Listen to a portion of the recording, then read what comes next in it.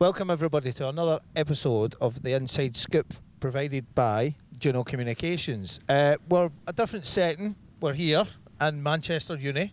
We have Adair here from Abstract OS. Hello. Thank you for joining us today. Yeah, thank you for having me. We're just going to talk about a little bit about the project we're building on Juno. And but before we do that, how are you doing? Doing fabulous. Loving the weather. From LA, so I'm used to the sunny, but sometimes it's nice to have a little rain. You do realise that it's been glorious weather up until today, yeah? I'm really sorry about that. But yeah, so travelling pretty okay. You well otherwise? Yep. Been traveling for a really long time, so it's been fun. Good man, good. Okay, I would like to. What inspired you to create Abstract OS? What are you trying to build, and what problems are you hoping to solve building it? Sure. So what inspired us to build Abstract OS is that building applications in the real world, and especially in the crypto space, is really time consuming and difficult. And for new teams looking to bootstrap ideas, it can be very expensive engineering wise, and you can't really build on what other people have built. So we work in an open source world, and you would assume that you could just build on anyone's code, but you can't. People expect you to build things from scratch, and so that's what teams do. And we want to really make the number of applications in Cosmos and in crypto as a whole explode. Yeah. Perfect. That's brilliant. So you're assisting other teams outside of not only crypto world, but just to come on and just give them modular packages that make life easy for these projects to come and use the toolkits available in the Cosmos ecosystem. Yep. It's like when the original package managers came out. There was no before that. You just find random repositories and you use those. But when the package managers put them all together, you can build so much more. And what does it look like to use Abstract? As a developer, it provides a layer on top of CosmWasm. So it abstracts away all of the more complex tasks. So for instance, interacting over IBC, interacting with other smart contracts, modules, or these OSs, which are collections of modules. Yeah. And does Abstract support IBC? If so, how does it do that? Yeah, it supports IBC. So Abstract is chain agnostic, meaning that any chain that we're deployed on, you can communicate with that chain, you can send information, query information, and this is all possible without ICQ or ICA even being enabled. So we support this natively through some of our modules. Amazing. And what are the differences between Abstract OS and just an Andromeda, for instance? Oh yeah, so Andromeda is, you've probably heard of them, they're building something similar, the Andromeda operating system. And Abstract is more software focused. We're focused on the developers themselves as opposed to providing a low code experience. Because when you're building applications, you get an engineering team that are experienced in coding, not drag and drop interfaces. Yeah, cool. I suppose we could touch on a little bit of the security implications of building new smart contracts with the modular approach. Is there anything you can add to that? Oh yeah, so when you modularize your smart contracts, you're really restricting the scope of their access and the permissions that they each have. So you can restrict who has access to what assets and why and when, and that's within your OS. And outside of that, you can restrict who has access to the endpoints.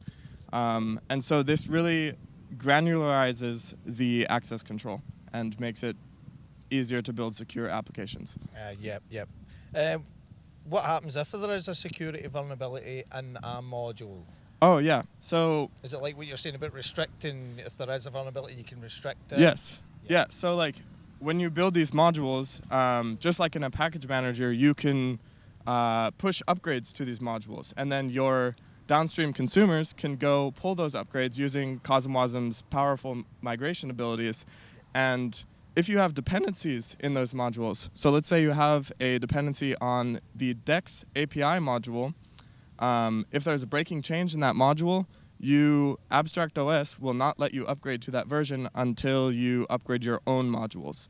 So you can upgrade for bug fixes, and it'll prevent you from breaking your own contracts. Yeah, cool. I got another question here. What role does account abstraction play in Abstract OS? Yeah, that's a fabulous question, because account abstraction has been talked about a lot in crypto, and especially in the new Ethereum improvement proposal. Abstract OS is account abstraction. So when you create an OS, you are creating these set of smart contracts, one that provides the access control that I mentioned earlier, and another one that provides the holding of the assets. And you only can interact with the permissioned manager, and then all assets are handled by the manager, and all modules are handled by the manager. So, yeah. That's really technical stuff. It sounds amazing. Is there have you officially launched on Juno yet? I mean, I've seen your website there, but it says get in touch with you when you want notified when we're launching soon. Is there anything you can tell us already? Can you maybe mention who's using it and what kind of use cases they're getting of it? Yes, definitely. So there are a few questions in there. One, when are we launching on Juno? We have been live on Juno for a while, and our newest version is available on Juno testnet. We are looking at an official V1 launch after we get our core contracts audited in maybe 6 to 8 weeks. So, auditing firms take a while.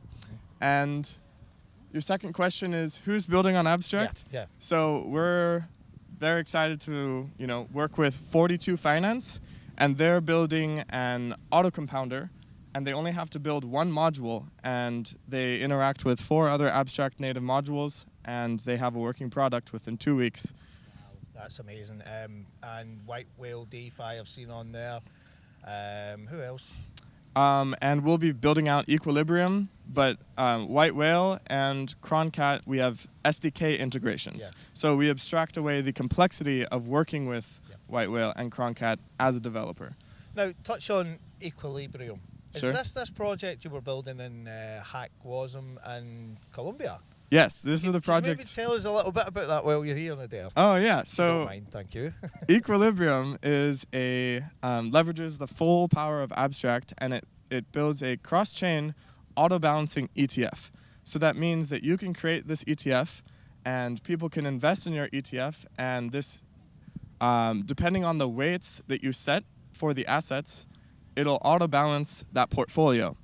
And now this actually opens up the possibilities for further applications to be built on top of this, so other teams can make a more advanced version. They can make an Oracle module and then a index module where the top crypto assets are, the data is available for the top crypto assets, and that can auto-adjust the weights of the ETF. So you can have an auto-balancing ETF that tracks the top crypto assets in Cosmos. That's fun. That sounds mind-blowing. But and did you just your team come together at Hackwasm and put this together, or was it something you had in the pipeline and just thought, well, let's hack this out? Yeah, it's a good question. At Hackwasm, we were going to build oracles, but then Equilibrium, it sounded cooler. And what's your experience of Hackwasm? It was obviously ran by Juno. Do you think it was worth doing? Was it a well-run experience? Would you like to see more of that kind of thing happening? I'd really like to see more of that happen. Hackwasm was one of the best experiences I've had as a developer and builder and person in the Cosmos ecosystem. It's really fun to come together. And the next upcoming hackathons, we've got Gateway Events, AwesomeWasm, and Nebular Summit. So I'm really excited to build there. There was talk on Game of Nodes last night that funding for test nets and stuff like that, they would rather put money towards funding hackathons. Yes. Would you agree with that point? I would 100% agree on that point, because this ecosystem should be about the builders. Because happy builders equals happy users, because they get a better user experience. We're here in a lovely set. You know where we are. How would you approach computer science students here to get into blockchain. These guys, some of these students here might be wandering into some of the biggest jobs in the world, like Microsoft, Amazon, Google, whatever. What would you say to these people to say, you know, you have a career in blockchain, look at what we're building in a decentralized manner? Is there anything that you would like to say to these young students if you ever met them? Yeah. Inspire them, Adair. Inspire them. Inspire them. Well, why don't you, because in working in blockchain and working in decentralization, you work for the people instead of the corporations. Yeah. Like coming from the US is basically made for corporations, and I'm not, and I'm sure you're not, like, I don't vibe with that. Yeah. So it's building for the people. Yeah. That sounds amazing. Is there anything else you'd like to share in terms of, like, if the community wants to get a hold of Abstract, or if there's any devs out there who are not aware, where can we find you? Is there any social media you'd like to share? We can put into the comment section below. Sure. Yeah, you can find us on Twitter at AbstractOS. We're running a validator on Juno Network, and we delegate to Abstract. Yes, delegate to Abstract. Yep. And there's if you build modules, there's actually a lot of rewards that you can have, because as a developer, a core concept of Abstract is being able to monetize your code and your modules that you build for others and for other teams. Yep. Yep. So come build on Abstract. Man, thanks for coming over to Manchester. Thanks for popping down to see us today, and thanks for the community for watching the Inside Scoop, and we'll see you again soon, Adair. Thank you very much. Thank you so much. See you. Bye. Yeah, see ya. Let's go for a coffee. Yes, let's. Oh.